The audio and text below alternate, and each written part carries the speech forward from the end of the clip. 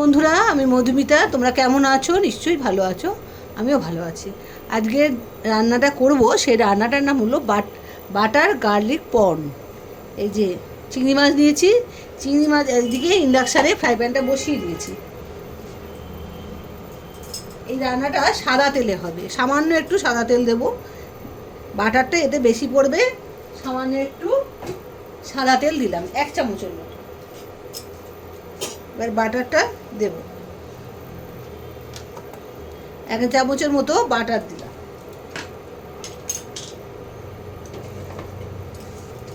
বাটারটা মানে মেল্ট হোক, ততক্ষণ আমি চিংড়ি মাছের মধ্যে নুন আর গোলমরিচের গুঁড়ো, অল্প করে নুন আর গোলমরিচের গুঁড়ো মাখিয়ে নেব। এই যে নুন দিলাম আর গোলমরিচের গুঁড়ো, অল্প করে গোলমরিচের গুঁড়ো মাখিয়ে নিলাম। এতে নুনটা চিংড়ি মাছের মধ্যে ভালো মতো যাবে। একটু মাখিয়ে রাখি, ততক্ষণ এদিকে কড়াইয়ের কাজটা, ফ্রাই প্যানের কাজটা সেরে নিই। এটা একটু মাখানো থাক। যে বাটারটা গলে এসছে, এর মধ্যে প্রথমে দেব রসুন কুচি। এই যে রসুন কুচি প্রথমে দেব। এতে রসুন কুচিটা একটু বেশি লাগবে।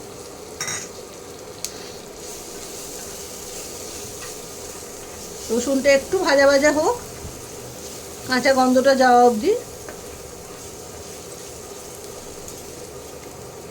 কাঁচা গন্ধটা চলে গেছে, এরপরে আমি এর মধ্যে দিয়ে দেবো এই চিংড়ি মাছগুলো। যেহেতু বাটার গার্লিক চিকেন, এই চিকেন বলছি, পর্ন বা চিংড়ি মাছ, সেই জন্যে আমি চিংড়ি মাছগুলোকে এবারে দিয়ে দেবো। এই রান্নাটা চিকেন দিয়েও হয়, আমি চিকেন দিয়েও করি, আবার চিংড়ি মাছ দিয়েও করি। চিংড়ি মাছ দিয়ে তোমাদের আজকে দেখাই, পরের দিন চিকেন দিয়ে দেখাবো। একটু ভাজা ভাজা হবে।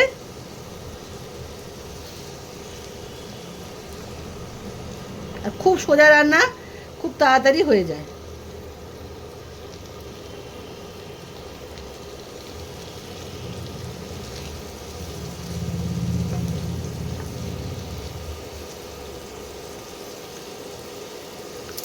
চিংড়ি মাছটা অল্প ভাজা ভাজা হয়ে গেছে, এর মধ্যে আমি দিয়ে দেব চিলি ফ্লেক্স।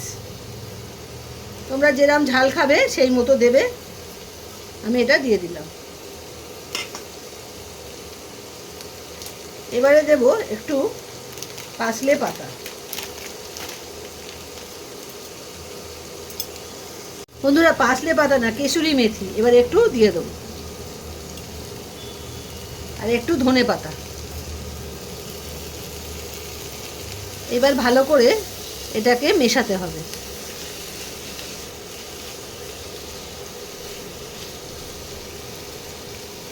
সামান্য একটু নুন, আগে নুন দিয়েছিলাম চিংড়ি মাছের মধ্যে, এখন আবার আন্দাজ মতো বুঝে নুনটা দেবে। আর গোলমরিচের গুঁড়ো।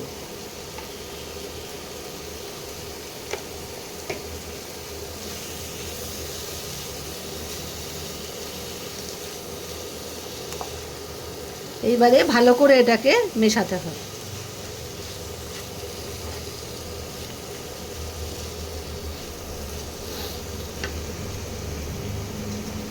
আর 1 চামচ দেবো ফ্রেশ ক্রিম।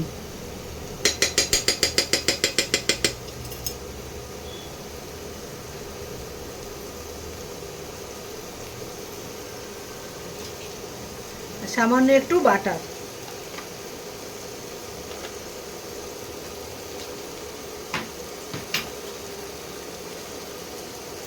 এইবারে এগুলোকে ভালো করে মিশিয়ে নিতে হবে।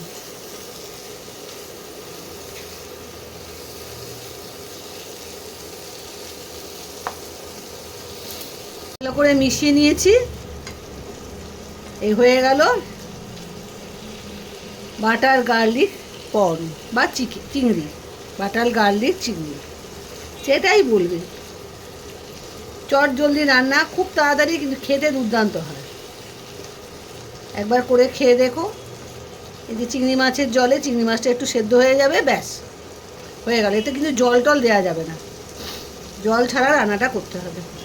টেম্পারেচারটা কমিয়ে নিয়ে রান্নাটা করবে। পুরো ভিডিওটা দেখে নেবে, আর শুকনো ভাতে, সাদা ভাতে মেন এটা খেতে খুব ভালো লাগে। শুধু গার্লিক দিয়েই এই রান্নাটা হয়ে যায়, আর কিছু লাগে না। এবার আমি নামিয়ে নেবো, নামিয়ে নিয়ে তোমাদেরকে দেখাবো।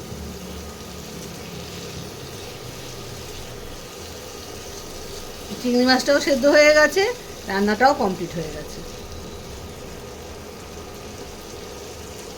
এবার আমি নামিয়ে নিয়ে তোমাদের দেখাচ্ছি। বাটিতে ঢেলে নিয়েছি, এই যে বাটার গার্লিক পন্ড রেডি। তোমরা পুরো ভিডিওটা দেখো, দেখে রান্নাটা করে খেও। খুব চটজলদি রান্না, বেশিক্ষণ সময় লাগে না, আর খেতেও খুব সুন্দর হয়। আবার একটা চটজলদি রান্না নিয়ে তোমাদের সামনে আবার আসবো।